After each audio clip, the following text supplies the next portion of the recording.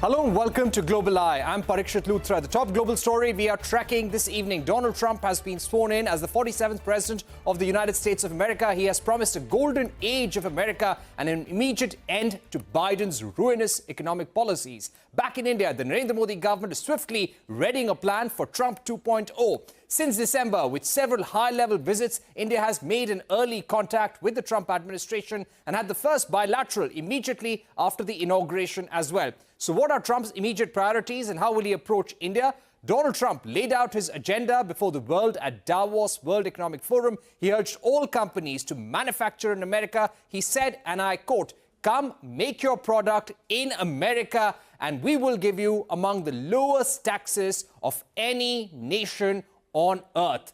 End of quote. He has also vowed to slash corporate tax rate to 15% for companies who make their products in America and has also threatened to impose tariffs if companies don't manufacture in America. He also hit out at European Union and Canada for being unfair and was scathing in his criticism about European Union's treatment of Apple and American Airlines. He has promised a golden age for America by reducing inflation, making US the capital of AI and crypto, and by demanding interest rates to drop in the United States and the rest of the world as well. He has urged Saudi Arabia and OPEC to cut oil prices. He spoke about the Russia-Ukraine war 3 times in his speech at Davos and even said that he wants to meet Putin soon. He said that the ridiculous Russia-Ukraine war needs to stop.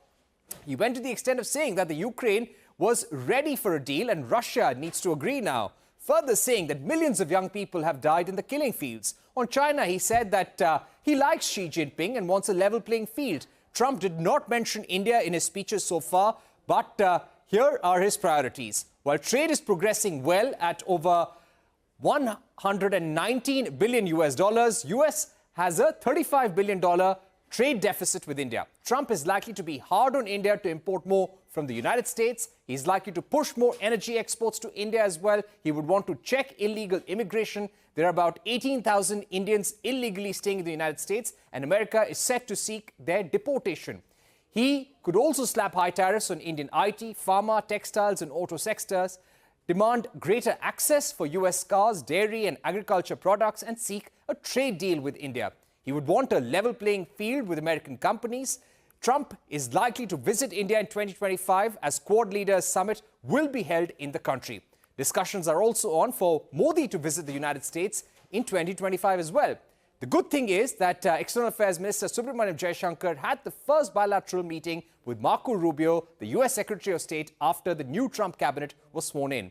Cooperation in defense, critical and emerging technology will continue to be focus areas. Let me now go across to Ashok Malik, chair of the India practice at the Asia Group. Mr. Malik, thank you very much for joining us on Global Eye. How do you think Indian businesses should be approaching Trump 2.0? Trump definitely at Davos seemed more confident, more sure of himself.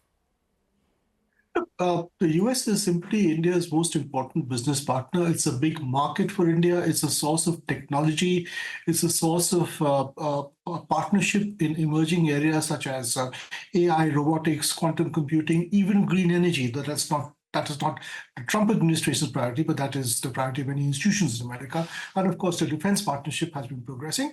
And it's a source of capital for investment in India, for India's capital markets, including our stock markets. So in that sense, the US relationship is very important, will always be important, irrespective of who the US president is and his or her immediate priorities. Having said that, Trump is also obviously indicating a continuation of a more sort of protectionist mindset that has engulfed America in recent times. There's been a pushback against global trade. Much of the complaint is not against India, it's against China, it's against other Asian countries, it's against Germany.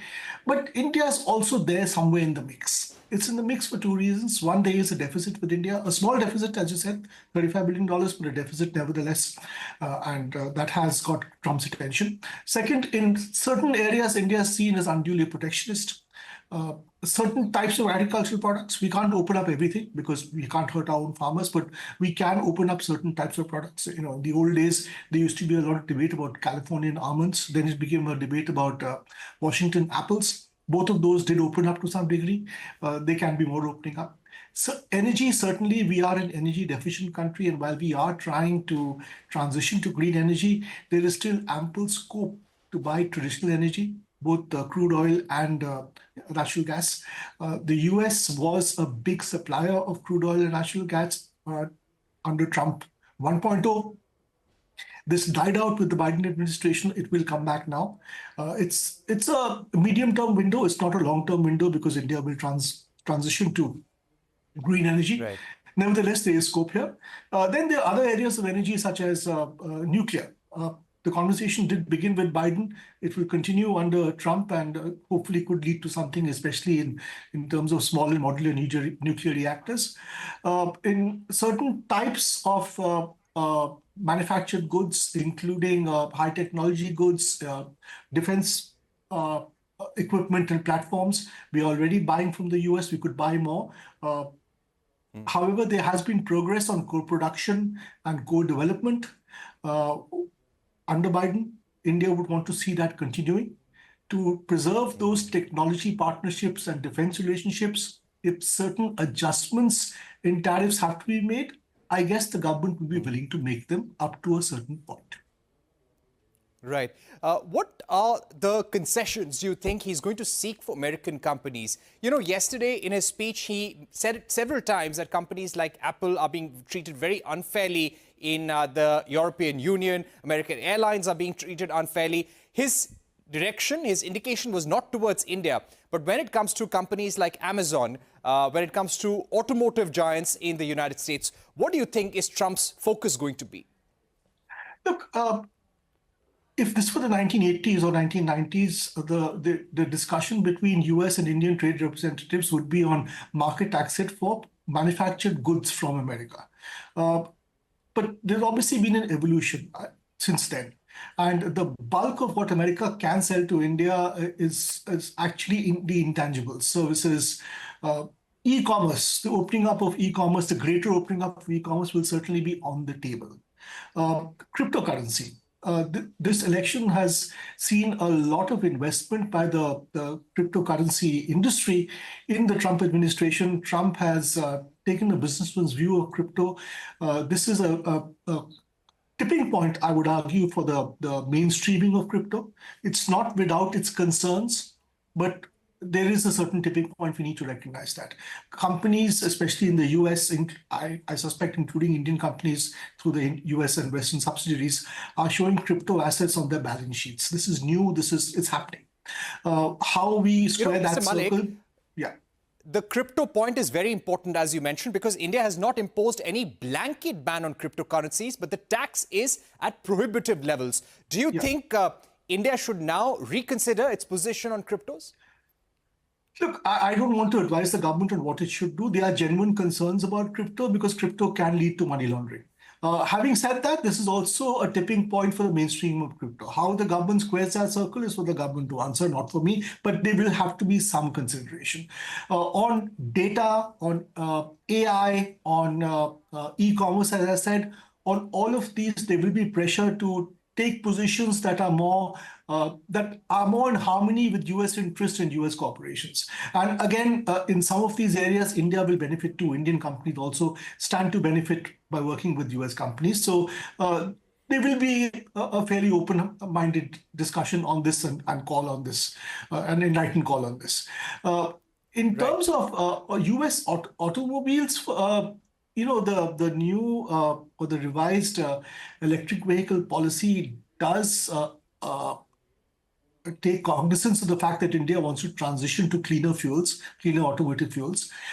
It does give scope to international companies or vehicle manufacturers, including American ones, to come here to make in India, but also sell imported cars, at least initially for some years. There is a window there. I think the government would expect US companies with interest in those areas to actually take advantage of those opportunities, which are already opened up. Right. Now, speaking about EVs, Tesla, Elon Musk, India has been in conversation with Elon Musk for the last 4 to 5 years now. Recently, they've not shown any interest in the new scheme for promoting electric car manufacturing in India. But what is the kind of impact do you do you see Elon Musk having on Donald Trump vis-a-vis India? Elon Musk is obviously a very influential person in the Trump setup and administration. He has business interest in several areas: e-vehicles, uh, telecom, space, all of which could potentially see India as a big market or as a partner. Uh, it's for him to put his cards on the table, to be quite honest. Right. I'd also like to ask you about the Russia-Ukraine war. So far, India, when it comes to the two wars that are going on in the world, the Middle East and Europe, India has maintained strategic autonomy. We have maintained alliances and relationships and also condemned these wars and say that we have to end these wars. But do you think Donald Trump is going to put a lot of pressure in India to cut energy ties with Russia, buy more energy from the United States and reduce the defense relationship as well? Please understand that the crude oil purchase from the Russians post the beginning of the Ukraine war was completely legitimate and legal, and it was a window allowed for India in consultation with Western countries, including the United States and the Biden administration. The oil was bought by India completely legally under the price cap. It was refined in India. Some of it was used in India. Much of it was sold to other countries, including Western countries and countries in Europe. So, and what India did at that point kept oil prices low, because it's not if the Russian oil tap was shut down, it wasn't as if oil was going to come from Mars. There was no other oil available. This is the only world where oil is produced. The fact is, as an energy importing country, as an energy dependent country, like many other countries, India had an interest, and the world had an interest in keeping oil prices manageable. And the India-Russia trade, with the complete understanding of major global powers, managed to do that. Now, if Trump opens up sale of US gas and oil, and I appreciate that cannot happen immediately. It will take some time for those facilities to start cranking up.